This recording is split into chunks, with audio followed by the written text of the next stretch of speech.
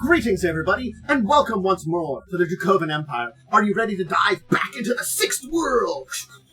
Yes, we're heading back into the shadow of Shadowrun to once again visit another nation. We're heading to Russia today, a very interesting nation that has gone through a lot of stuff in the Sixth World. Very different than the one in, more modern versions of timelines and our timelines.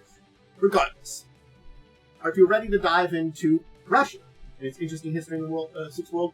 Grab my hand. I am our host and guide here, Dracovin. I can lead us through a portal through time and space into this other dimension in the future. That's a version of our world, the Sixth World. Please do remember to give me a little tip before you grab that hand there with subscribing over the YouTube side of things and letting me know what you think about this version of Russia in the comments below. Alright, let's get rocking and rolling. The future of us. We've arrived in the Sixth World. Okay, Russia. Where can I learn about it? Well, there are two main sources. The one I'm going to focus on is Sixth World Almanac because it's a little bit more concise and to the point. But there's a lot of information in Shadows of Asia too. It's just that Shadows of Asia has a little bit of flavor mixed in with its information, where that's kind of older editions of RPGs did that a lot. I'm not a big fan of it. So I will use some information from Shadows of Asia, but yeah, I'm going to be focusing on Almanac. But both are great places to give you a good idea about what's going on in Russia. There are a couple other smaller sources here and there, but these are the two that I focused on personally and would recommend if you want to dive deeper than we're talking about today. Russia. Well, it is about 154 million people as of the 4th edition. Its official language is Russia, though there's some English talked there. It has 23 oblasts, provinces. It's a bureaucratic dictatorship, and it borders a lot of countries.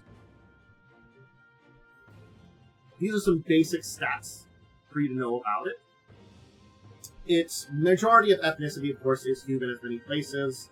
About 15% are sinless, about 18% are below poverty, and 38% are corporately affiliated.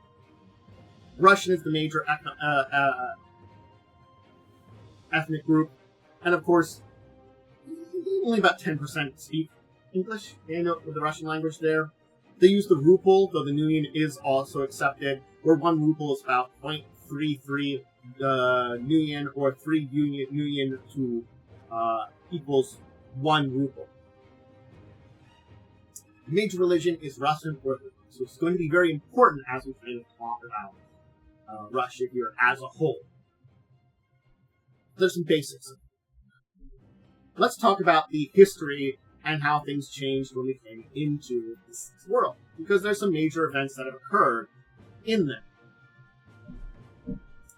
So, our first big thing that we have to look at is in 2009, when there was an attempted nuclear attack by Native American forces, basically the Sovereign America Indian Movement, SIAM, seized an American nuclear missile silo, this back when there were various problems over in America, and tried to launch a missile. It didn't detonate, but basically the Russian president at the time closed major cities, strategic cities, to civilian traffic, basically mark military action. Of course, before then, in 2006, Russia had intervened in Belarus, and their problems that had some kind of things going on there, too. There was an earthquake in the Kamchatka Peninsula that basically separated from the mainland. And then we get to 2016, the next big event, where President Chelenko is assassinated. This is during a 3-week period in which the leaders of the United States, Great Britain, Israel, basically major world powers, and Russia were all assassinated at the same time. The MBD forces killed Chelenko's assassin in a violent confrontation, and reports say that the assassin was delusional, spouting conspiracy theories. So big things changed there. In 2018, the Transpolar Outlook Council claims portions of northeastern Siberia. And then in 2026, Boris Kropotkin becomes Secretary General. What is this? This is when the presidency was abolished and basically a new government was formed. And from 2030 to 37, facing the secession of Yakut. And it basically a failed war to retake it. The government basically changed with national fervor. Basically, they began to strengthen themselves and a desire to fight, which would lead us into Euro Wars. So, yeah. Yakut basically declaring independence and then failing to do it drove national support, and Euro War I happens, where Russia was leading the Euro War, invading Poland, going to East Germany before they were halted by the Ninth Reich airstrike that eventually drove them back. Then in 2034, we have the Second Euro War, the alliance of Allies going north through Armenia, Azerbaijan, and Georgia. Russia basically redeploys forces in Eastern Europe and goes to the Caucasus Mountains, and eventually with the assassination of Mullah Sayyid Jazir, that war stops too. The current Secretary General that we had at the time, Boris Kropin, he resigns over failure of the Euro Wars. The Democratic Recovery Alliance takes power during this time and basically does some reforms. These strategic cities that have been closed since 2009 finally reopen. Yeah, those cities that closed that threatened that nuclear missile being sent over by Sane took it that long to reopen. 26 years. Quite a bit of time. Anyway, the National Soviet Reconstructionists, another party, defeats the Democratic Recovery Alliance, basically, when they don't bring about economic recovery, and Vladimir Kantemir becomes the General Secretary. He's succeeded by, in 2049, that's 2037, by Arkady Korolenko. If I'm butchering his names, apologies. Then we get in 2059, Yamamatsu relocating their corporate headquarters from Kyoto to Vladivostok in Russia. That'll be important later when we talk about course. And then we get into the 2060s, where a lot of stuff happens from January 6th to March 15th. January 6th, Korolenko basically retires from health concerns. General Dasmiris Organov basically succeeds him. Then in January 23rd, there's a Siberian rebel force known as Saga Zava Brigade seizes control of Yakutsk territory around a lake there, and basically get some resistance there. February 11th, are now Arkady Kolenko passed away in Liber Council, and basically Desvemia takes over as Secretary General. And then on March 15th, basically Orbzimov, the current Secretary General, is killed by a dragon attack. And a surprise attack against Red forces. The dragon, Boryazmin. So yeah, in the span of 3 months, losing 2 Secretary Generals. Heck of a thing. But that's kind of the picture of where we are in what we know about what's going on historically up until 4th edition. We don't really have big updates in 5th or 6th edition. Saying that. Just so people understand. So this is a map of how Russia looks now. Hey, you notice that big section called Yakut that broke away from them? Yeah, it's mostly the European side of Russia and a passageway that goes all the way over to the Pacific. It still exists as Russia. And Russia still has a good chunk of territory there, even though it's lost a lot. It's kind of as far as steppes, tundra. It has its strength still remaining in this region. Though again, it has lost a lot of territory, as you can see. Let's talk about some major cities in Russia. We could start with Moscow, the capital. It is the seat of many key government agencies, like the NSS, which we'll talk about when we talk about the government, the National Supreme Soviet. Also, major agencies are there too. The UGB, its intelligence agency, the MDV, the Ministrovo, Bunove Del, its internal police and militarized presence, basically, so that's secret police and major police. The head of the Russian Orthodox Church, which we're going to talk about, which is very important. The Patriarch of Moscow is based out of St. Basil's Cathedral. All the major roads radiate out of Red Square, where there's the Kremlin and St. Basil's, and there's a lot of nationalist tendencies there, national organization.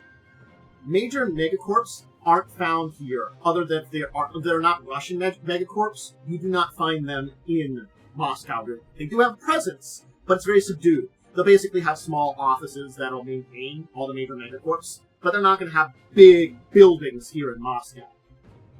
The only international agency with basically noticeable strength is the Draco Foundation, which has an office in the Red Square, and between the two seats of power that are there. And they basically made themselves by educating the people of Moscow about fey creatures that can be seen in the city. Leshy, Damavi, and I'm going to butcher this one, Semigin Gurlka. St. Petersburg, being the second largest city, is the major port in the west, with access to the Baltic Sea and northern Europe.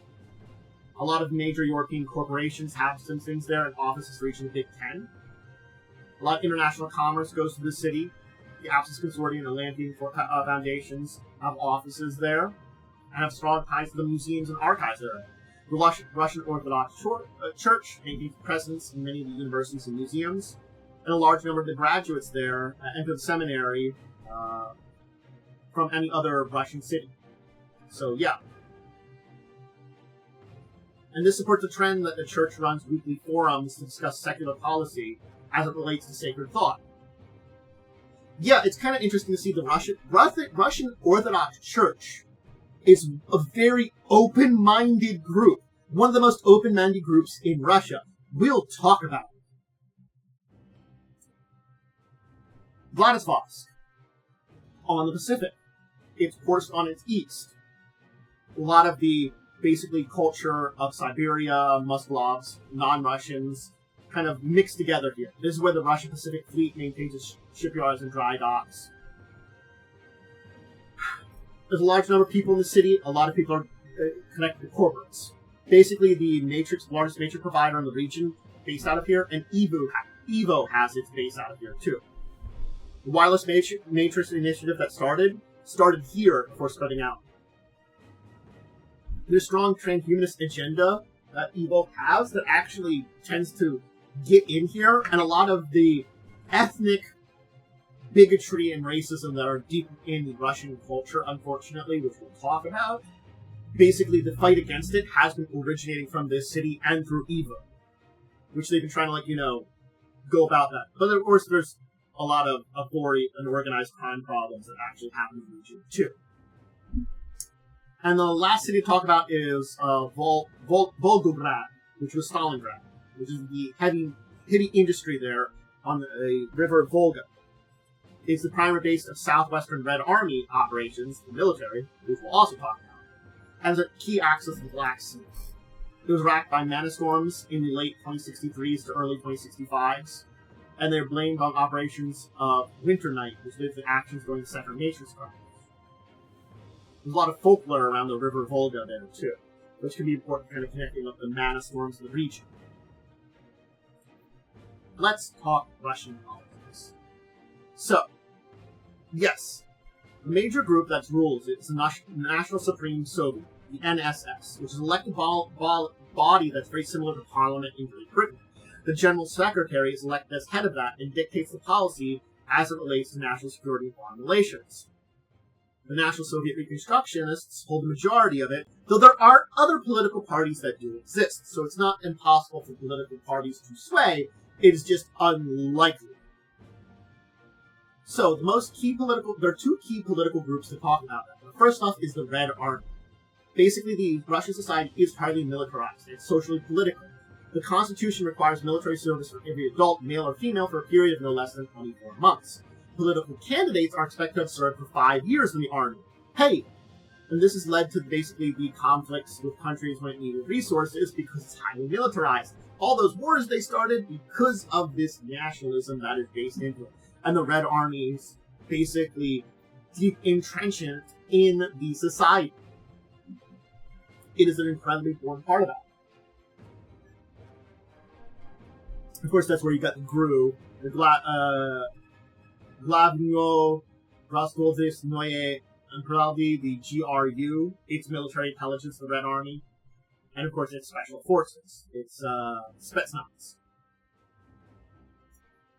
The other major political force is the Russian Orthodox Church. basically it rose in a lot of power after the fall of the old USSR. And the active clergy member are forbidden by the Constitution from holding political offices, but basically a lot of retired clergymen have joined the NSS. That's integrated them into the national landscape, as the army and the church are the primary voices of, actually, metahuman rights within the political body. So that's an interesting thing. Basically, the army doesn't care, they need forces. The church actually is in metahuman rights. And several retired clergy members have joined the MPD, the internal police force, basically the front and center police force. So we see this entire thing where the Orthodox Church is pretty important, and the army is pretty important, and these are the two major forces of political influence. We have to talk about Russian culture a little bit.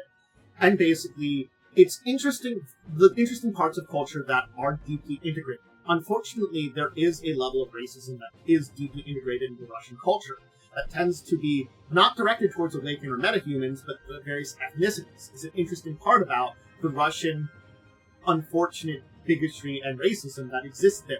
And it has lessened in years after. Basically, of course, with a lot of things that happened, there was a deep uptick in. We see that the unfortunate thing with a lot of stuff that happens in the Shadowrun world is these deep-seated points of racism and bigotry in a lot of societies are amplified when a lot of shit goes down, so to say. And this is no differently there. And it's sort of been more the efforts of things like the Church and Evo, which have been softening both the idealisms of the stuff against awakened or metahumans, and of course, against various ethnicities. Generally speaking, what we can see is, if you are of Russian descent, let's say you are a Russian troll, might get some funny looks, but you will not be mistreated the same way of various other ethnicities, Slavs, Baltic people, the trans Caucasians, the Georgians, Armenians, Chechens, and of course other ethnicities. And unfortunately, those people of Jewish descent being very low on the totem pole, though you can find people of Jewish descent within Russia actually having very heavy positions as, hey, a lot of those extraterritorial areas of Megacorps? Yeah, some of those people will find their basically almost asylum or find very well success within Megacorps. So it's very far that they still, unfortunately, find themselves culturally at the bottom of the totem pole within generalized Russia. Within the Megacorps, which have their extraterritorial spaces, they can find some basically areas of success. It's also interesting to see that the major groups like Humanis and Sons of Sauron, the big human bigotry groups, don't find very heavy hold within Russian society. So this is kind of this interesting thing that there are these unfortunate deep-seated cultural problems that exist within Russia. But still, nonetheless, they are softening, as I said, with things like Evo and the Orthodox Church, especially with some of the current leadership within the church, being basically like one of the big ones from 3rd edition being Ilyana Bogovarana, one of the prominent ones that was a practicing musician and basically a shaman, which is a rarity in Europe, and a follower of the Theurgist school of magic, who advocated a fierce advocate of the war against Ikut. And guess what? Advocating war is great against them. War for different reasons, not for racial reasons, because she's big on the metahuman rights and things like that. And especially for even things like Sasquatches, Leshies, and spirits.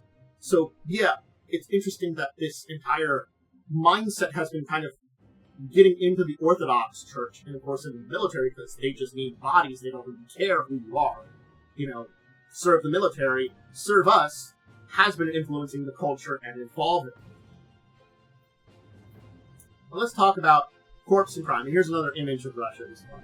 So when it comes to the megacorps, a lot of them do have things. As of 3rd edition, Seder Krupp lost a lot of positions there. But we see them, we see Zekta and Pactum, Yamametsu, of course, over in Vladivostok on the eastern coast, being its basically seat of operations since it moved from Kyoto having huge kind of things. Cross-applied technologies has a lot of it. Most of the major megacorps do have a foothold within Russia somewhere, though the exact influence of it depends on the other thing. Depends on each individual. The last thing we do have to talk about is, of course, the Vord, the basically Russian mob, or the kind of version of it that exists as today. They are also a large group, and they do have their branches that are set within Moscow, St. Petersburg, Vladivostok that do exist. But basically, they came into power and have been in the major organized crime shadows since the fall of the Soviet Union. The sheer fact is that the Vorovi Zakonin, which is basically the fourth oldest criminal society that exists, next to the Mafia, Yakuza, Triads. Basically, they do still have a pretty big foothill in Russia, where they originated from. They have a large number of members, but they also have deep connections to the military, the prisons, the streets. The fact is that most prisons are directly under the control of Vori, so they can basically recruit from the underworld directly. Oh, you go to prison! Spend some time there. Get recruited to us. Or get under our influence. There. But since they had some battles between each other and their various groups, has led to other groups like the Yakuza Triads and the Purple Rings getting footholds within Russia. And even far outside of the eastern parts of Russia, where you'd think you'd have a little bit of influence at Vladivostok, they have spread farther into mainland Russia, these other organized crime groups, because of the battles that they had with themselves, allowing it to open up. So we do see a heavily influence of organized crime deep within Russia, too. The last note that I kind of want to say here is, magic historically was kind of ostracized, but here's the thing, another reason why we see the military being very open-ended to things. While culturally speaking, there's ostracizations on metatypes, awakened people, that does still exist. Again, we talk about the ethnicity being the major thing that still Russians kind of look down upon, but still, metatypes, awakened, still have a little bit of that. Russians who have magical talent and join the military often are kind of pushed to serve longer. They are seen more important within the state military. Serve the state more if you are awakened, magical. And this is another thing that's been driving the wedge between awakened and non-awakened populations of Russia, is that the people in charge are looking more favorably on you if you're awakened than the average person. Driving that wedge there deeper and allowing those unfortunate, deep-seated cultural things that have been pushed up by the awakening of the Sixth World and everything that goes on into being worse to be kind of supported. But there you go. There's a snapshot of Russia. I hope you kind of enjoyed diving into it. It's an interesting state because an interesting country because it's seen its rises and falls along with the Sixth World, and certainly has lost territory. But a lot of the names, what was Russia, still remains today. They survived a lot of the stuff that came and went through there. Granted, their government has reformed and changed what its nature is, but a lot of nationalism still exists within their culture. And you can see that in a lot of ways they treat other peoples or look at them. State-based need for military in a lot of the ways they think. But even then, there is this evolution of what's going on. Certainly speaking, with the military being very open-ended, with the major church being very, very open-ended, which again, 40% of the population is Russian Orthodox. That means they have a heavy influence on a lot of people. Not the majority, but a lot of people. And since they are becoming, honestly, this more finding the kind of mixture between what's going on with magic and faith and all these kind of things, and basically connecting up with people from colleges and universities and bringing these people in and like, hey, join the church. We are thinkers here also. It's a fascinating evolution of a lot of the culture within it, and a very interesting. I hope you've enjoyed looking at it. But that'll be it for today. Please check out the rest of my stuff, whether it's over on Twitch or on YouTube. Twitch side of things, I record stuff like this live. That goes, all the tabletop stuff does get uploaded over on YouTube. So I do live plays and shows of TTRPGs like Fall of Adam as well. Wednesdays at 8, my current one. But all my old ones are uploaded on the YouTube side if you want to go check them out and see the older ones too. Discussing Tabletop Saturdays at 6, my talk show, kind of podcasting thing. You also get to basically all the tabletop stuff over on YouTube alone, over on Twitch. You know, the tabletop stuff if you want to see it live. You also get some like gaming, chatting, playing games with friends, all that kind of stuff. Check out the social media link below, and that'll be it for today. I hope you enjoyed diving into Russian. Next time we check out Shadowrun, another TTRPG, another related thing to the tabletop world. Until then, remember to check out, to subscribe over on YouTube side of things. Remember to let me know what you think of all this in the comments below. And remember, of course, check out my social media. But anyway, until the next time, I bid you all out there a deep and wonderful farewell.